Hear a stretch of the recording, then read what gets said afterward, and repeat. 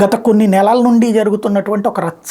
ఈనాడు front page కథనాలు సాక్షి మోసాన్ని నిలదీశాము, సుప్రీంకోర్టులో ఛాలెంజ్ చేశాము, సుప్రీంకోర్టు ఢిల్లీ హైకోర్టుకి ఇచ్చింది, అయిపోయింది జగన్ బ్రతుకు అయిపోయింది అని.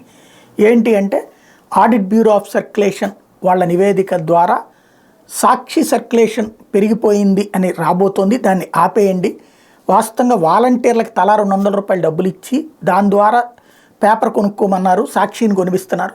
తద్వారా ప్రభుత్వపు డబ్బులతో పార్టీ పత్రికని ప్రమోట్ చేస్తున్నారు.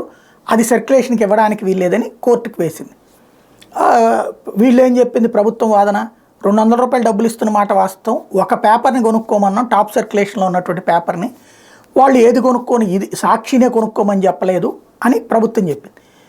ఆ మాట చెప్పకపోయినా అక్కడ నోటి మాట ద్వారా అదే వెళ్ళింది. అందుకే వాళ్ళందరూ సాక్షినే కొంటున్నారు, ఈనాడు జ్యోతిని కొంటలేదు, ఎందుకంటే మేము ప్రభుత్వానికి వ్యతిరేకంగా ఉన్నామని అంటూ ఈనాడు చెప్పుకొచ్చింది.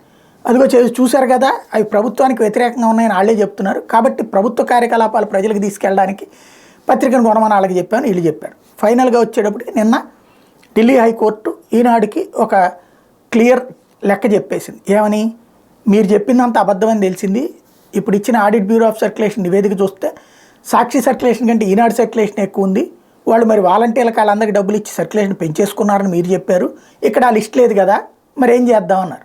మేము విత్డ్రా చేసుకుంటామండి అంది ఈనాడు.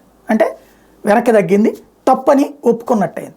కానీ జ్యోతి ఏం రాస్తుంది, ఆ సందర్భంగా ఢిల్లీ హైకోర్టు ఆదేశించింది, వాలంటీర్లకు ఎట్లా డబ్బులు ఇస్తారు ఆపేయండి అని చెప్పింది అంటూ రాసుకొచ్చింది.